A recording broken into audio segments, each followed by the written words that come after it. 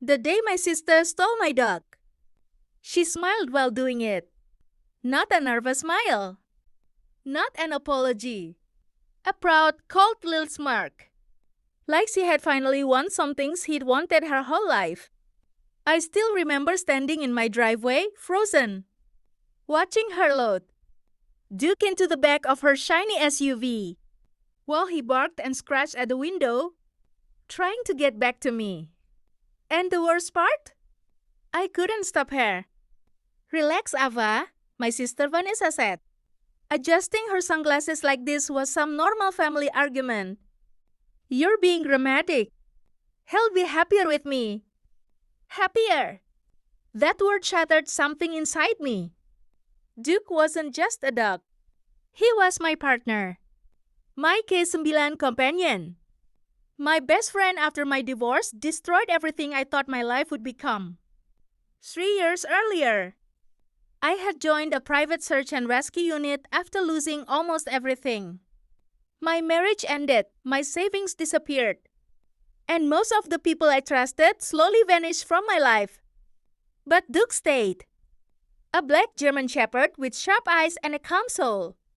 He had pulled missing children out of forests, helped locate elderly people during storms, sat beside me through nights where I cried so hard I could barely breathe.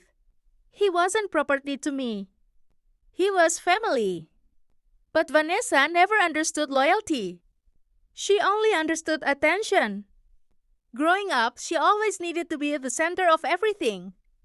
If I got praise, she wanted more. If I bought something nice, she suddenly needed something better. And when people admired Duke whenever they saw us working together, I started noticing the jealousy in her eyes. At first, it came as little comments. Wow, people love him more than they love you. Or, you act like that dog is your husband. I left those comments off because she was my sister. I kept believing blood meant something. Until everything changed. 2 weeks before she took him, Vanessa came to my house pretending she wanted to reconnect. She brought coffee, hugged me tightly, and even played with Duke in the backyard. Looking back now, I realized she was studying him, learning his routines, watching how much he trusted people. That afternoon, she sat at my kitchen counter and sighed dramatically. You know, she said softly, I wish I had something in my life that loved me the way Duke loves you. For 1 second, I actually felt sorry for her.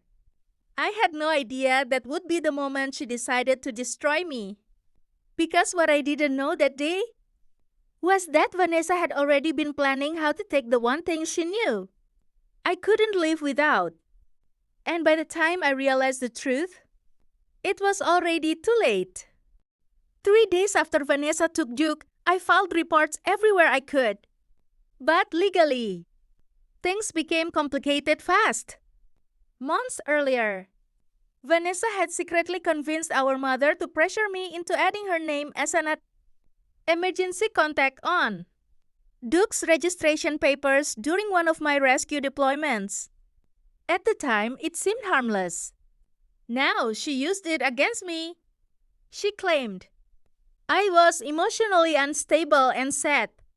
Duke was unsafe with me because of my demanding work schedule. I couldn't believe it. My own sister stood in front of strangers and painted me like I was broken. And somehow, people listened. I barely slept after that. The house felt empty without Duke's footsteps following me from room to room. His leash still hung near the front door. His favorite toy was still under my couch. Every corner of my home felt haunted. Then one night, around 2 a.m., my phone buzzed. It was a message from Vanessa. A picture of Duke lying beside her swimming pool. Caption: See, he's doing just fine without you. I stared at that photo so long, my vision blurred. But something else caught my attention. Duke's ears. His posture.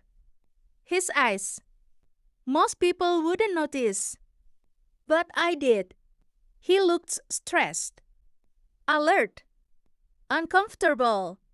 And suddenly, my training instincts kicked in.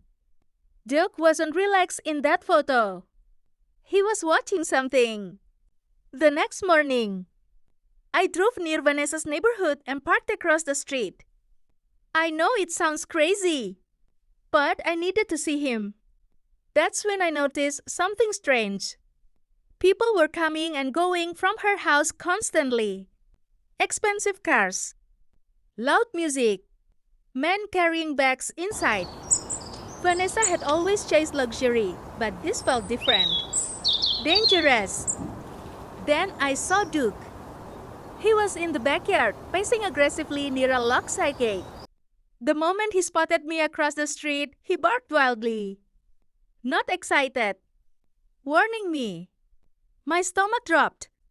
That night, I contacted someone from my old rescue unit, Marcus, a retired K-9 officer who had trained Duke with me for years.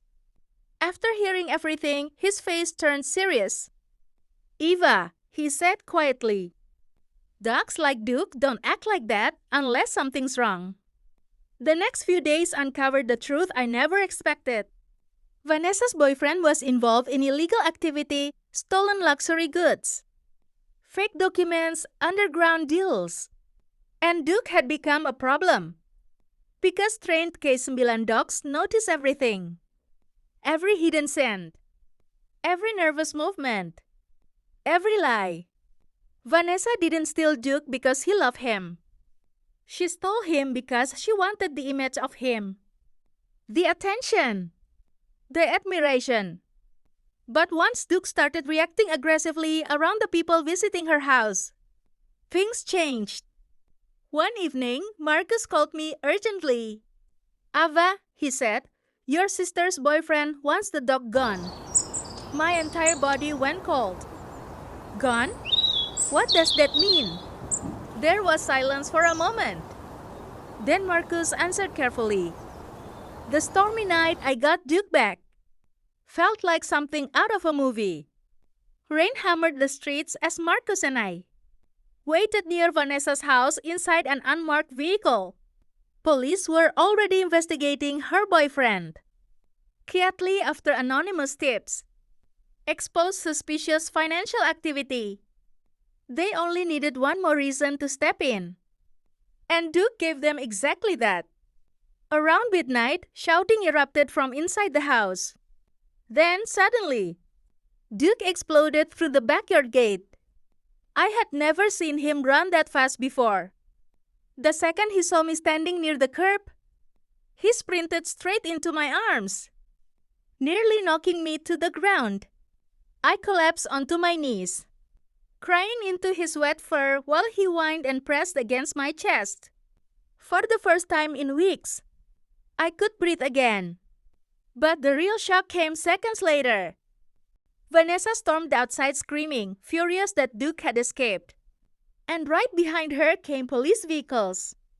Lights flashing. Doors slamming. Officers moved quickly toward the house, while her boyfriend tried to run through the side entrance. He didn't get far. Duke instantly shifted into work mode. His body stiffened, eyes focused. And before anyone could react, Duke blocked the man's path with a terrifying bark that froze him completely until officers detained him. Everything unraveled after that. Investigators discovered stolen items, fake records, and evidence tied to multiple crimes. Vanessa wasn't arrested immediately, but her entire perfect image collapsed overnight. Friends disappeared. Sponsors cut ties with her online brand. Even our relatives stopped defending her after learning the truth. But honestly, the biggest punishment wasn't legal. It was watching her realize she had destroyed the only people who ever truly loved her. A week later, she came to my house quietly. No makeup, no designer clothes, just silence. I never thought it would go this far, she whispered. I looked down at Duke resting beside my feet, then back at her. And I never thought my own sister would trade loyalty for attention. She cried. But for once, I didn't. Because healing changes you. Pain teaches you things love sometimes cannot. Vanessa eventually left the city. We haven't spoken much since then. And Duke? He still works beside me today. Older now, calmer. But every night before sleeping, he still walks to my side of the bed just to make sure I'm there. Sometimes I look at him and realize something important. People can betray you. Family can disappoint you. Love can break your heart. But loyalty? Real loyalty never needs to speak loudly. It simply stays. And after everything that happened, that became the lesson I carried with me forever.